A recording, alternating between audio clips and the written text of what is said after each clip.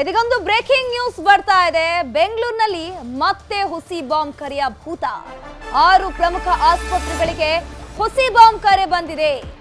ಬೆಂಗಳೂರಿನಲ್ಲಿ ಪದೇ ಪದೇ ಬಾಂಬ್ ಕರೆ ಬರ್ತಾನೆ ಇದೆ. ಅದರಲ್ಲೂ ಪ್ರಮುಖವಾಗಿ ಇಮೇಲ್ ಮೂಲಕ ಈ ಒಂದು ಬಾಂಬ್ ಬೆದರಿಕೆ ಬರ್ತಾ ಇರುವಂತದ್ದು. 6 ಪ್ರಮುಖ ಆಸ್ಪತ್ರೆಗಳಿಗೆ ಬಾಂಬ್ ಬೆದರಿಕೆ ಮೇಲ್ ಬಂದಿದೆ. ಬೆಂಗಳೂರು ಪೊಲೀಸರು ತೀವ್ರ ತಪಾಸಣೆಯನ್ನು ನಡೆಸ್ತಾ ಇದ್ದಾರೆ.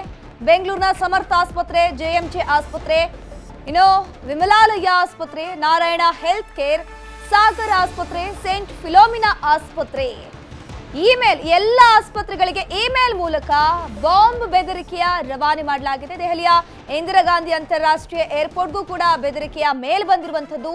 ದೆಹಲಿಯ ಪ್ರಮುಖ 2 ಆಸ್ಪತ್ರೆಗಳ ಬಳಿಕ ದೆಹಲಿಯ ಏರ್ಪೋರ್ಟ್ಗೂ ಕೂಡ ಬಾಂಬ್ ಬೆದರಿಕೆಯ ಮೇಲ್ ಬಂದಿದೆ. ಸದ್ಯಕ್ಕೆ ಪೊಲೀಸರು ಆ ಸ್ಥಳಕ್ಕೆ ತೆರಳಿ ತೀವ್ರ ತಪಾಸಣೆಯನ್ನು ನಡೆಸಿದ್ದಾರೆ. ಈಗಲೂ ಕೂಡ ಒಂದು ಹದ್ದಿನ ಕಣ್ಣಿಟ್ಟಿದ್ದಾರೆ. ಸದ್ಯಕ್ಕೆ ತಪಾಸಣೆ ಆದ ಬಳಿಕ ಇದು ಹುಸಿ ಬಾಂಬ್ ಕರೆ ಅಂತ ಪೊಲೀಸರು ಸದ್ಯಕ್ಕೆ ಮಾಹಿತಿಯನ್ನ ಕೊಟ್ಟಿದ್ದಾರೆ.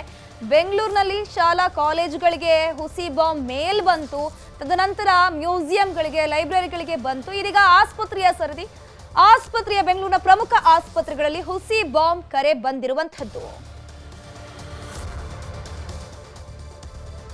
ಇನ್ನು ಯಾವ್ಯಾವ ಆಸ್ಪತ್ರೆಗೆ ಈ ಒಂದು ಹುಸಿ ಬಾಂಬ್ ಮೇಲ್ ಬಂದಿದೆ ಅಂತ ನೋಡ್ತಾ ಹೋಗೋದಾದ್ರೆ, ಮಾರ್ಥಾಸ್ ಆಸ್ಪತ್ರೆ, ಹಲ್ಸೂರು ಗೇಟ್ ನಲ್ಲಿರುವಂತಹ ಈ ಒಂದು ಆಸ್ಪತ್ರೆ, ತಿಲಕ್ ನಗರದ ಸಾಗರ್ ಆಸ್ಪತ್ರೆಗೆ ಈ ಮೇಲಲ್ಲಿ ಬಾಂಬ್ ಬೆದರಿಕೆಯ ಮೇಲ್ ಬಂದಿದೆ.